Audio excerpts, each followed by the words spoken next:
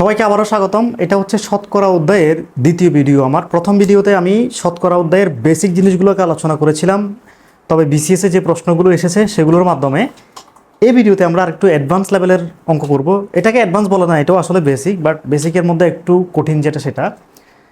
তো প্রথম অঙ্কটা এবং দ্বিতীয় অঙ্কটা এগুলো দুইটাই বিসিএস প্রিলিমিনারি পরীক্ষা এসেছে। প্রথমটা 25তম বিসিএস প্রিলিমিনারিতে এসেছে, আর দ্বিতীয়টা 38তম বিসিএস প্রিলিমিনারি পরীক্ষায় এসেছে। একটু খেয়াল করো যে প্রথম প্রশ্নটা একটু আমরা পড়ি। যদি 15টি পোশাকের মধ্যে শতকরা 40 ভাগ পোশাক শার্ট হয়, তবে 15টি পোশাকের মধ্যে কতটি শার্ট নয়?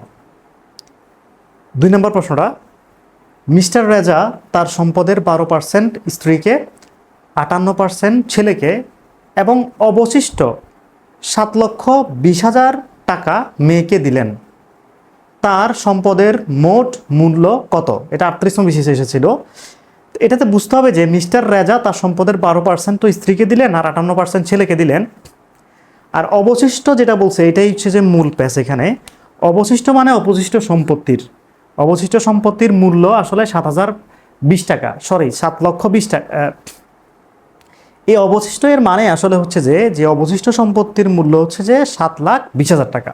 এটা বুঝতে হবে যে তার স্ত্রী এবং ছেলেকে দেওয়ার পরে যে সম্পত্তি ছিল সেই সম্পত্তি বিক্রি করলে 7,20,000 টাকা হয়। এই 7,20,000 টাকা তিনি তার মেয়েকে দিয়েছিলেন। তো বলছে যে তাহলে যদি এই যে স্ত্রী এবং ছেলেকে দেওয়ার পরে যে সম্পত্তি ছিল সেটার মূল্য যদি 7,20,000 টাকা হয়, তাহলে তার মোট সম্পদের মূল্য কত ছিল? যে সম্পত্তি তিনি সবাইকে ভাগ করে দিলেন সেই সম্পত্তির মূল্য কত ছিল সেটা জিজ্ঞেস করেছে। তো এটা একদম ইজি ওয়েতে করা যায়। আবার আমি যদি এটাকে রিটেন স্টাইলে করি অনেক বড় হবে। তো আমি আগে ইজি ওয়েটা তোমাদেরকে দেখাই, তাহলে যারা আগের ভিডিওটা দেখেছো তারা আগের ভিডিওটা অবশ্যই দেখবে, নাহলে কিন্তু এটা আবার বুঝতে কষ্ট হবে। যেটা আমি যেহেতু এটা ইজি ওয়েতে করব, মানে শর্টকাটে করব, আগের ভিডিওটা তোমরা এই যে পাশে একটা আই দেখতে পাচ্ছ সেখানে গেলে পাবা। তো আগের ভিডিও দেখে এসে তারপরে এটা দেখলে তোমাদের জন্য ক্লিয়ার হয়ে যাবে। আর যারা মোটামুটি বেসিক আছে তারা এখনই দেখতে পারো। এখন খেয়াল করো, তিনি স্ত্রীকে দিয়েছেন কত পার্সেন্ট? মোট সম্পত্তির 12%। ছেলেকে দিয়েছেন কত পার্সেন্ট? 58%। এগুলো তো তিনি দিয়ে দিয়েছেন, এগুলো তার মধ্যে নাই। তাহলে যেগুলো দিয়ে দিয়েছেন সেগুলো মোট কত পার্সেন্ট? দেখো তো, যোগ করলে 70% হয়। তাহলে এই 70% সম্পত্তি তিনি তার স্ত্রী এবং ছেলেকে দিয়ে দিয়েছেন। তাহলে তারা সম্পত্তি বাকি আছে কতটুকু? 30%। কারণ তার মোট সম্পত্তি 100% ছিল নিশ্চয়ই। 100%-এর বেশি তো কারো কাছে থাকা সম্ভব না, ঠিক না? আমার সম্পত্তি যেগুলো আমার কাছে আছে সেগুলো 100%। তো আমার 100%-এর 30% যদি আমি দিয়ে দেই, আমার কাছে আর থাকে হচ্ছে 30%। এই 30%-এর দামই হচ্ছে 7,20,000 টাকা। এই জিনিসটা বুঝতে হবে, যেটা তিনি তার কন্যাকে দিয়েছিলেন। তাহলে এই 30% সমান 7,20,000 লিখে দিব আমরা। তাহলে 100% সমান কত? ওটা বের করলে হয়ে গেছে। ওটা বের করলে ওটাই হচ্ছে যে তোমার প্রশ্নের উত্তর। তাহলে খেয়াল করো, আমরা লিখবো যে 30% সমান 7,20,000 টাকা। কেন? ওটা তিনি তার মেয়েকে দান করেছিলেন। তাহলে লিখবো আমরা 30% সমান 7,20,000 টাকা। তাহলে 1% আরও কম হবে। কম হলে হচ্ছে ভাগ, কম হলে এই যে 30 দিয়ে আমরা এটাকে ভাগ করব, 7,20,000 টাকা। তাহলে 100%-এর নিশ্চয় কী হবে? বেশি হবে। বেশি হলে হচ্ছে কী হয়? গুণ হয়, ঠিক আছে? তো আমি এই গুণটা এখান দিয়ে দেখাচ্ছি তোমাদেরকে, যে 30, ঠিক আছে, আর উপর হচ্ছে যে 7,20,000 গুণ 100। আমরা 100% সম্পত্তি কত সেটা বের করব। এখানে মানে একটু গ্যাঞ্জাম হয়ে যাচ্ছে বিধায় আমি উপরের লাইনটা মুছে দিলাম। ওকে, এখন খেয়াল করো, এই যে এই জায়গায় এই ক্যালকুলেশনটা করলেই হয়ে যাচ্ছে। তাহলে 30% সমান 7,20,000 ছিল, 100% সমান কত? তো 100%-এ বাড়বে, বাড়ার কারণে 100টা আমরা উপরে দিব আর 30টাকে নিচে দিব, সাথে ওই যে 7,20,000 যেটা সেটাকে গুণ করে দিব। এবার তুমি কাটাকাটি করো, এই যে শূন্য একটা একটা এখানে কেটে দিলাম। তাহলে এখানে থাকে 3, এখানে থাকে 10। এখানে যে 3 থাকে সেটা দিয়ে যদি আমি 72কে কাটি তাহলে হয় 24। 3 24 72। আর এই যে 7-এর যে শূন্যগুলো, 4টা শূন্যগুলো বসে যাবে। তাহলে এই যে 24 এখানে হচ্ছে যে কত? একক, দশক, শতক, হাজার, অর্জু, লক্ষ, 2,40,000। এই 2,40,000-কে যদি তুমি 10 দিয়ে গুণ করো, যেটা হয় সেটাই হবে আনসার। 10 দিয়ে গুণ করলে হবে 24 লাখ। সো এখানে এই যে দেখো 24 লাখ।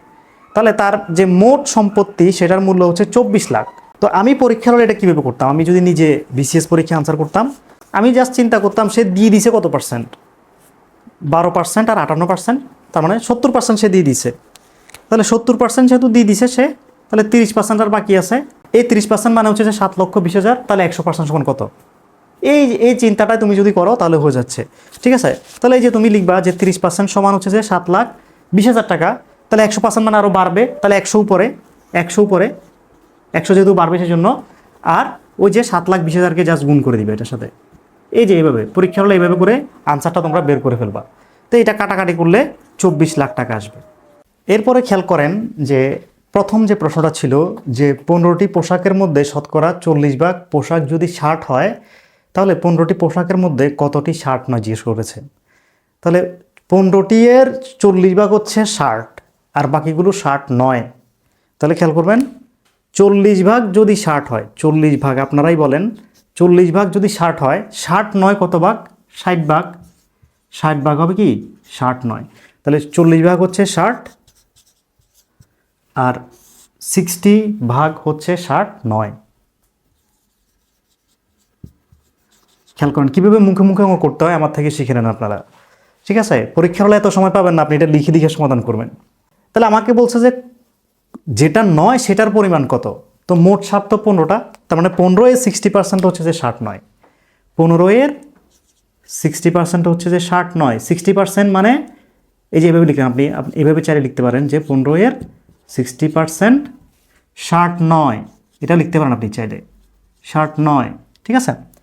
তো 15 এর 60% আসলে কত, এটা বের করলে হচ্ছে 15 এর 60% মানে হচ্ছে 60/100, যেটা আমরা প্রথম ক্লাসে বুঝেছিলাম যে কেমন হয় এটা।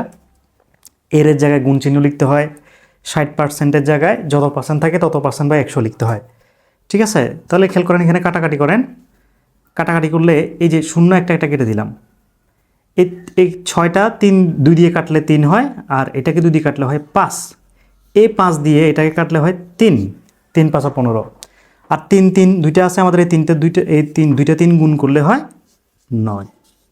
তাহলে 9টি শার্ট, এই যে 15টি পোশাকের মধ্যে 9টি শার্ট নয়, আর বাকি আপনার 6টি হচ্ছে শার্ট, ঠিক আছে। এই যে 6টি শার্ট আর 9টি হচ্ছে শার্ট নয়, তাহলে আনসার হচ্ছে যে 9টি।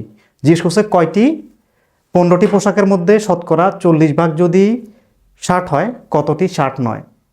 তাহলে 40 ভাগ শার্ট মানে 6টি শার্ট, আর 60 ভাগ শার্ট নয় মানে 9টা শার্ট নয়, মানে 9টা শার্ট নাই, সেখানে অন্য কিছু আছে, প্যান্ট থাকতে পারে বা পাঞ্জাবি থাকতে পারে, ওটা আমরা জানি না সেটা বাকিগুলো কি। তাহলে খেয়াল করেন এই জিনিসটা বোঝাও, খুব গুরুত্বপূর্ণ যে মোট পোশাক তো 15টি। এখানে আমি আবার আপনাদেরকে চেক করে দেখাচ্ছি, দেখেন আমি আপনাদেরকে আবার চেক করে দেখাচ্ছি যে মোট পোশাক হচ্ছে 15টা, ঠিক আছে। তো 15টা এর 40 ভাগ হচ্ছে শার্ট, তো 15 এর 40% কত দেখেন, 15 এর 40% মানে এই যে এটা কাটাকাটি করলে আপনি দেখেন 6 আসবে, ঠিক আছে। এই যে আমি কাটাকাটি করেও দেখাচ্ছি, 0 0 কাটা, ঠিক আছে। আর এই 4কে 2 দিয়ে কাটলে 2 হয়, আর এটাকে কাটলে হয় 5, 5 দিয়ে এটাকে কাটেন 3 হয়, 3 দুগুণে 6, ঠিক আছে। তাহলে 15টি পোশাকের মধ্যে 40 ভাগ যেহেতু শার্ট, আমি শার্ট বের করে ফেললাম, কয়টি শার্ট? 6টি হচ্ছে শার্ট, তাহলে বাকিগুলো শার্ট নয়। 15টি পোশাক থেকে 6টি পোশাক বাদ দিয়ে দেন, 9টি হয়, 9টি হচ্ছে শার্ট নয়। আমি আরেকটা পদ্ধতিতে আপনাকে দেখাইলাম, অর্থাৎ আপনি একটা অঙ্ক নানা পদ্ধতিতে আপনি টেস্ট করে দেখতে পারেন যে অঙ্কটা আসলে হয়েছে কিনা, ঠিক আছে। তাহলে এই অঙ্কটা মানে একটু আপনার কাছে কঠিন মনে হতে পারে, বাট আসলে সহজ, ঠিক আছে।